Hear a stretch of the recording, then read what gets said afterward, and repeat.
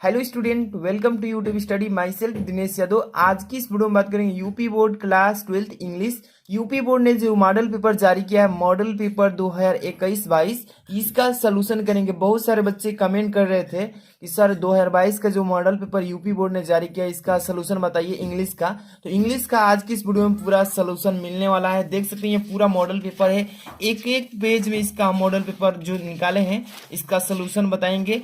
और ये जो लास्ट में मैं चीजें बताने वाला इसको बहुत ही ध्यान से सुनिएगा। जितने भी बच्चे बोर्ड एग्जाम 2022 देने वाले हैं, और देखिए इंग्लिश में अगर अच्छा स्कोर करना है तो इस मॉडल पेपर का पूरा सलूशन अच्छे से तैयार कर लीजिए। ये 100 मार्क्स का है टोटल, देख सकते हैं ऊपर, और इसमें से केवल 50 नंबर के सेम टू सेम क्वेश्चन फंसेंगे। इसलिए मॉडल पेपर काफी इंपॉर्टेंट है, इसको पूरा देखना होगा। और वीडियो को पूरा एंड तक देखिए, लाइक कर देना इस वीडियो को। लाइक करने के बाद इसको ज्यादा से ज्यादा शेयर करना है। शेयर करने के बाद अगर आप इस चैनल पर नए तो सब्सक्राइब कर लीजिए, क्योंकि यहाँ पे आपको डेली ऐसी model paper, question bank, unsolved paper, हर एक चीज यहाँ पर आपको वीडियो इंपॉर्टेंट के रूप में मिलेगा। तो तुरंत सब्सक्राइब करके बेल आइकन प्रेस कर लीजिए।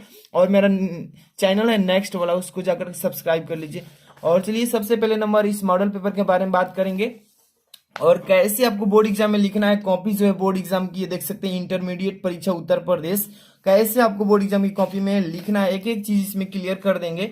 और सबसे पहले नंबर यहाँ पे मॉडल पेपर की बात कर लेते हैं, फिर इसका आंसर कैसे लिखना है ये चीजें आपको समझ जा देंगे। ठीक है, मॉडल क्वेश्चन पेपर 2021-22 यानी कि 22 में सीधे ये बच्चों के लिए यूपी बोर्ड जारी किया है। इंग्लिश का है, आप देख सकते हैं, और क्लास 12th है। ठीक है, और यहाँ पे सबसे पहले नंबर टाइमिंग देख लेते हैं। तो टाइम है जो 3 घंटे 15 मिनट। समझ में तो आपको आ ही हो रहा होगा। और यहाँ पे मैक्सिमम मार्क्स मतलब अधिकतम जो अंक है ये 100 मार्क्स का है। आपको समझ में आ रहा है। इसके बाद आगे हम बात करते हैं, थोड़ा सा आपको ये चीजें आपको पढ़ना बहुत जरूरी है। जनरल इंस्ट्रक्शंस यानी कि जो सामान्य निर्देश दिया, इसको बहुत पढ़ना जरूरी है। First number, second number, third number, तीनों पढ़ेंगे। First number, the first 15 minutes are allotted to the candidates for reading the question paper. कह रहे हैं कि प्रथम के 15 मिनट जो दिया गया है, इसको प्रश्न पत्र पढ़ना विद्यार्थियों के लिए अनिवार्य कर दिया है। और इसके बाद देखिए, ऑल क्वेश्चंस आर कंपल्सरी यानी कि सभी प्रश्न अनिवार्य है, करना ही करना है। इसके बाद third number, marks are indicated against each question, मतलब कह रहा है इसमें कि जितने भी प्रश्न आपके सामने दिए गए हैं उसके सामने उसका नंबर अंकित है, आप देख सकते हैं।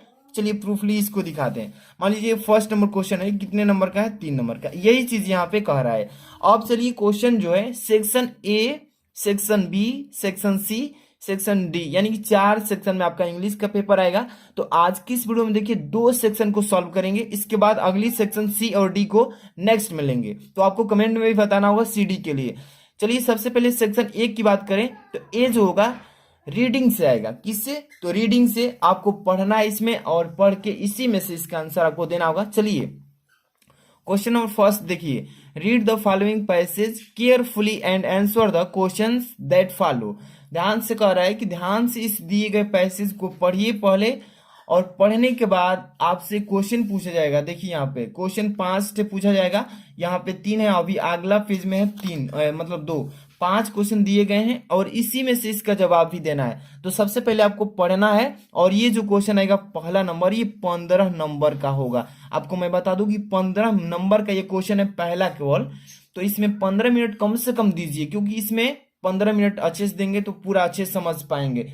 चलिए सबसे पहले नंबर पढ़ते हैं इसको। Man is a gregarious animal living in a society, full stop.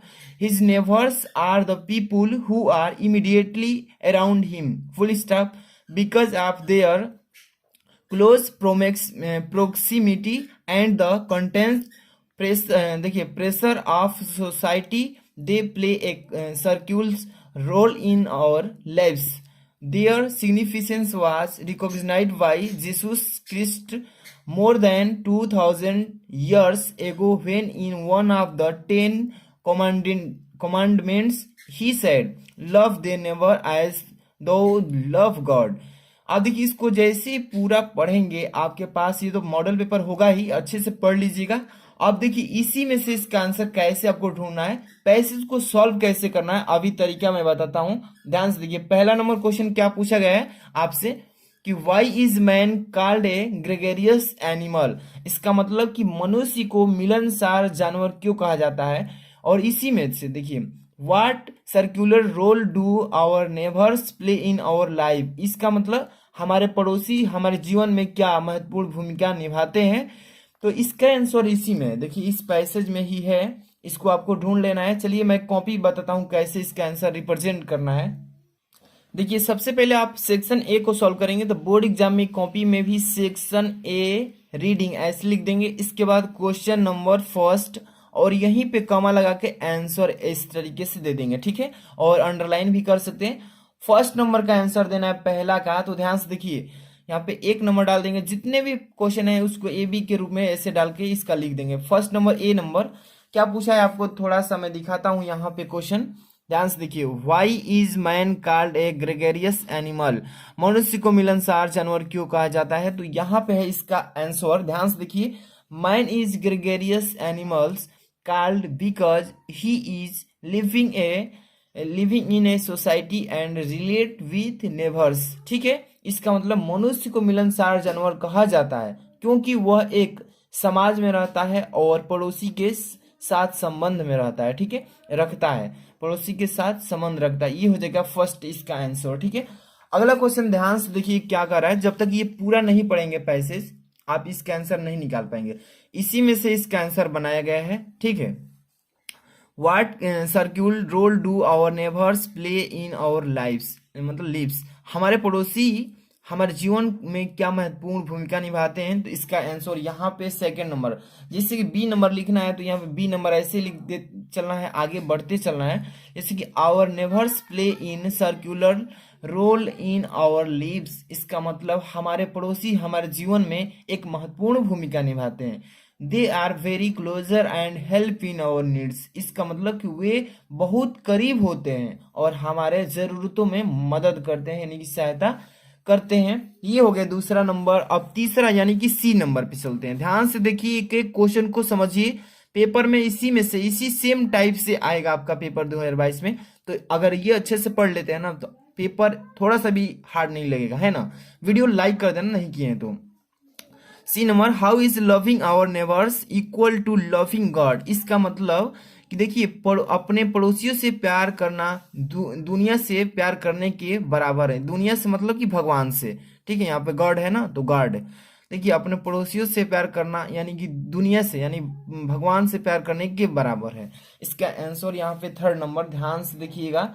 C number डाल लेना है इस टाइप से और लिखना है कि loving our neighbours is equal to loving God because we should not only have peace and happiness but would also come closer to God. इसका मतलब क्या कह रहा है कि अपने पड़ोसियों से मतलब अपने पड़ोसी से प्यार करना भगवान से प्यार करने के बराबर है, क्योंकि हम न केवल शांति और खुशी मतलब मिलनी चाहिए हमें, बल्कि भगवान के करीब भी आना चाहिए। तो इसका ये हो जाएगा आंसर।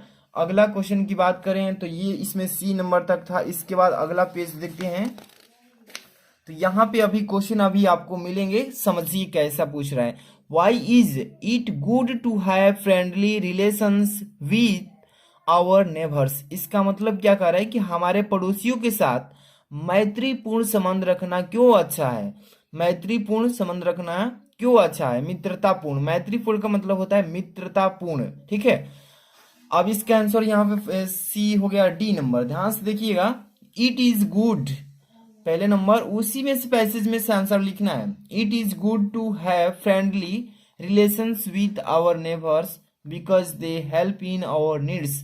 इसका मतलब कि हमारे पड़ोसियों के साथ मैत्रीपूर्ण मतलब मित्रता पूर्वक संबंध रखना अच्छा है क्योंकि वे हमारी जरूरतों में सहायता करते हैं, ठीक है। ये हो जाएगा इसका आंसर।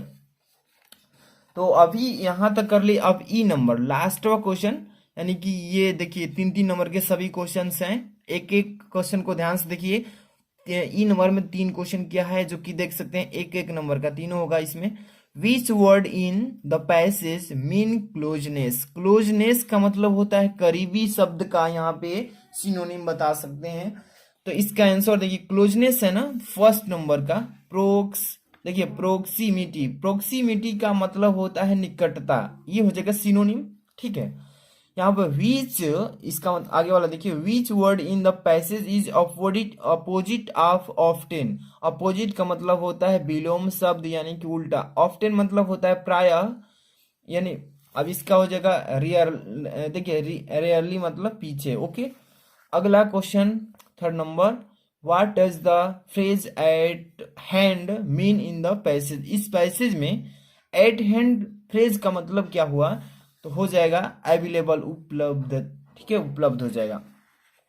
तो इस तरीके से आपको पहला का आंसर कर लेना है। और कितना नंबर तैयारी हो गया, तो आपका 15 मार्क्स, ठीक है। अब आगे क्वेश्चन देखते हैं। ये देखिए कितने, सेक्शन बी से आएगा। सेक्शन बी वाला जो क्वेश्चन है काफी नंबर का है, 10-10 नंबर, यानी कि 10 नंबर, 2 नंबर, 3 नंबर, 20 नंबर का केवल सेक्शन बी है। क्या है क्वेश्चन, राइटिंग से आएगा ये, ठीक है। कह रहा है 2 नंबर क्वेश्चन की right an article on any one of the following topics in about 100 to 150 words अब 10, मतलब 10 नंबर का है, ठीक है। कह रहा है कि नीचे दिए गए आर्टिकल पर किसी एक टॉपिक पर आर्टिकल लिखना है। 3 दिया गया topic, India a land of natural beauty, joint family system, need of the hour, my plans for future. तो मैं इस पर एक बता देता हूँ, ठीक है, फर्स्ट नंबर पे ही बता देता हूँ, समझ लेना है। 10 नंबर का अभी क्लियर काम हो जाएगा, पेपर में आएगा तीनों में से किसी एक पर। India a land of natural beauty, इसका मतलब भारत प्राकृतिक सुंदरता का देश है, ठीक है। इसी पर मैं बता देता हूँ। इसके बाद देखिए, write a letter to the editor of a national daily to show your concern on growing use of disposable wares. इस पर हम बताएंगे। अभी पहले इस आर्टिकल को लिखना सीखिए, कैसे आर्टिकल पर लिखना है, क्योंकि 10 नंबर का ये सवाल है। तो पहले नंबर इस पर लिख रहे हैं, फर्स्ट नंबर पे, India a land of natural beauty, कैसे लिखना है ध्यान से देखिए। एक एक चीज को आपको समझते चलना है। यहाँ पे देखिए, सबसे पहले नंबर बोर्ड एग्जाम में लिखना है, तो यहाँ पे सेक्शन डाल लेना है। सेक्शन बी से कर रहे हैं तो सेक्शन बी। अब यहाँ पर देखिए, जो जिस टॉपिक पे आर्टिकल लिख रहे हैं उस टॉपिक को यहाँ पे लिख देना है टॉप में, India a land of natural beauty, इसका मतलब भारत प्राकृतिक सुंदरता का देश है। अब यहाँ से स्टार्ट करेंगे। किसी भी आर्टिकल को सबसे पहले आप वहाँ पे इंट्रोडक्शन के रूप में लिखेंगे, इसका परिचय देंगे कि इस टॉपिक पर जिस पर लिख रहे हैं उसका परिचय क्या है। और यहाँ पे सबसे पहले नंबर इंट्रोडक्शन हेडिंग डालने के बाद लिखेंगे India represent unity in diversity, full stop. इसका मतलब क्या कर रहे हैं, भारत विविधता में एकता का प्रतिनिधित्व करता है, ठीक है, इतना हो जाएगा। Our country is a mixture of culture, regions, देखिए traditions, diversity in a food, यहाँ पे FOOD है, फूड, लैंग्वेज, ETC। इसका मतलब हमारा देश संस्कृत, क्षेत्रों, परंपरा, विविधता, याना एक खाद्य, भाषा आदि का मिश्रण है सभी, ठीक है। इतना तो कर लेंगे, इजिली आपको समझ में आ रहा होगा। कहीं भी डाउट होती है तो आप कमेंट बॉक्स में कीजिए, उसका रिप्लाई वहां पे जरूर देंगे।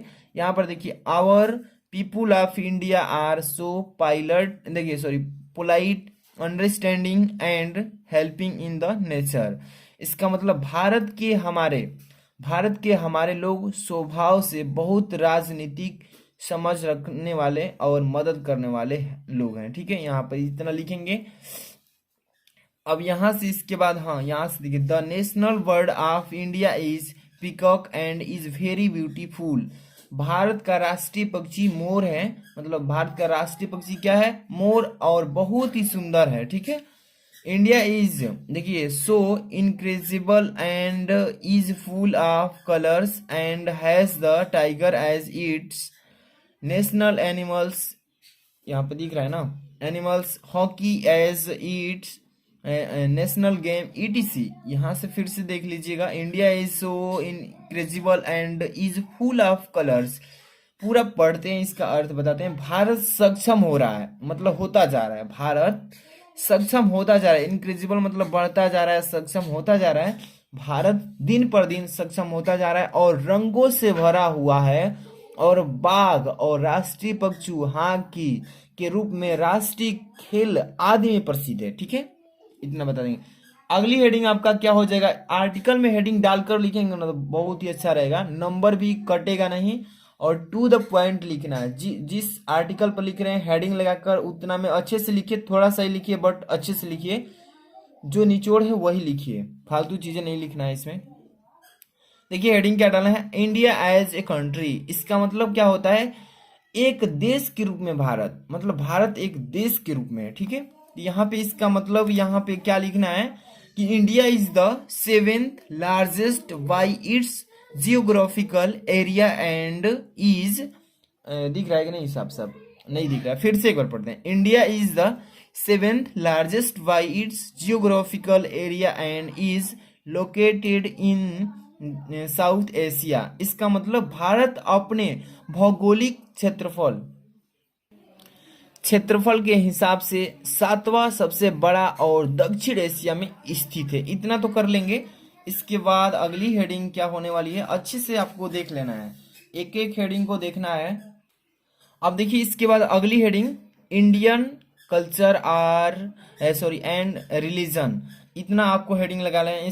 इसका मतलब कि भारतीय संस्कृति और धर्म, इसमें आपको लिख देना है टू द पॉइंट हेडिंग के अनुसार कि India's culture is among the world's oldest civilization in India began about 4500 years ago. इसका मतलब क्या कह रहा है कि भारत की संस्कृति दुनिया की सबसे पुरानी सभ्यता में से एक है, जिसकी शुरुआत भारत में लगभग 4500 साल पहले हुई थी, ठीक है। इतना तक कर लेंगे। इसके बाद देखिए, India has 29 states with different culture and civilization and one of the most populated countries in the world। इसका मतलब क्या कह रहा है, ध्यान सुनिएगा कि भारत में विभिन्न संस्कृति और सभ्यता वाले 29 राज्य हैं। भारत में विभिन्न संस्कृति मतलब और सभ्यता वाले कितने राज्य हैं, टोटल 29 राज्य हैं, और यह दुनिया के सबसे अधिक आबादी वाला भी देश है, ठीक है। इतना लिख देंगे, इतना तो कंप्लीट हो जाएगा। अब इसके बाद अगली हेडिंग पर ध्यान से देख लेना है आपको कि फेस्टिवल्स। इसका मतलब होता है त्योहार। हमारे भारत देश में कौन कौन से त्योहार हैं, एक तो है राष्ट्रीय त्योहार, एक होता है धार्मिक त्योहार। ये तो टाइप है त्योहार का, लेकिन कौन कौन से इसमें आपको मेंशन करना है, okay. India being a multi culture, multi ethnic and multi religion society celebrates holidays and festival include Diwali, Durga Puja, Holi ETC, ठीक है। आपको इसका मतलब क्या कह रहा है, ध्यान से आपको समझना है कि भारत एक बहुत सांस्कृतिक, बहुजातीय, बहुधर्म समाज होने के कारण मतलब छुट्टियां मनाता है, और त्योहारों की दिवाली, दुर्गा पूजा, होली आदि सम्मिलित है इसमें, है ना। इतना लिख देना है। अगला हेडिंग पर ध्यान दीजिएगा। देखिए लाइट कट गई है, अंधेरा है, मोबाइल जो है ना डिस्चार्ज है, इसलिए थोड़ा सा धुंधला भी देखेगा, तो सह लीजिएगा। और वीडियो को लाइक नहीं किया तो कर दीजिएगा, और थोड़ा सा और वेट कीजिए, आपको बहुत कुछ बताने वाले हैं। कंक्लूजन मतलब होता है निष्कर्ष। जिस टॉपिक पे आर्टिकल लिख रहे हैं उसका टोटल निष्कर्ष क्या निकलता है, यही चीजें इसमें लिखना होता है, ठीक है। कि we are proud of our culture distinctness, यहाँ तो फुल स्टॉप। इसका मतलब देखिए कह रहा है निष्कर्ष में कि हमारे कहेंगे कि हमें अपनी सांस्कृतिक विशिष्टता पर गर्व है, हमें अपने सांस्कृतिक विशिष्टता पर गर्व है। We are proud to be the inhabitants of India, हमें भारत के निवासी होने पर गर्व है, हमें भारत के निवासी होने पर भी गर्व है। It is our duty to maintain its unique future. इसका मतलब कह रहा है कि इसकी अनूठी विशेषता की बनाए रखना हमारा कर्तव्य बनता है। We have to think beyond the petty interest and work for the broader goal of bringing prosperity and progress in society. इसका मतलब कि हमें देखिए पीटी हित से परे सोचना होगा और समाज में समृद्धि और प्रगति लाने की सीमा लक्ष्य के लिए काम करना होगा, तब जाके ये कंक्लूजन कंप्लीट होगा। तो इतना ही आपको लिखना था, जिसमें आपको 10 नंबर जोड़ दिया जाएगा, ठीक है। अब हम पेपर उठाते हैं और आगे की बात करते हैं समझाने के लिए। तो ये रहा था आपका दूसरा कंप्लीट। ये थर्ड नंबर ध्यान से देखिए, write a letter to the editor of national daily to show your concern on growing use of disposable wares. इस पर लिख सकते हैं, अगर नहीं याद है आपको तो इस पर भी लिख सकते हैं। Write a letter to the principal of your school the complain against the shortage of latest sports magazine in the library.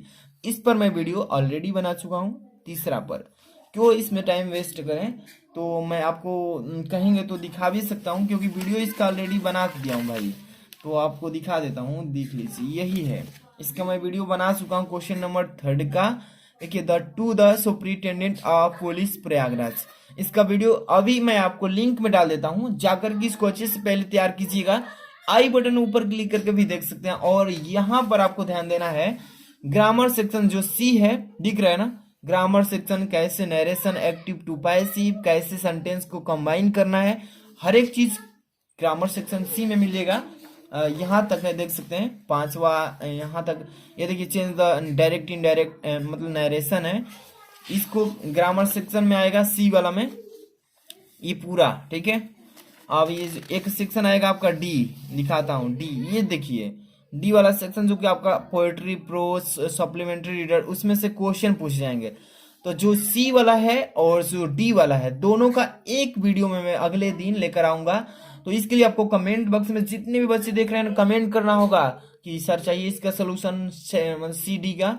और हाँ, वीडियो को लाइक कर दीजिए, चैनल पर तुरंत सब्सक्राइब कर लीजिए। और मेरा दूसरा चैनल है, डिस्क्रिप्शन में लिंक दिया हूँ, सब्सक्राइब कीजिए। मिलते हैं नेक्स्ट वीडियो में। Thanks for watching.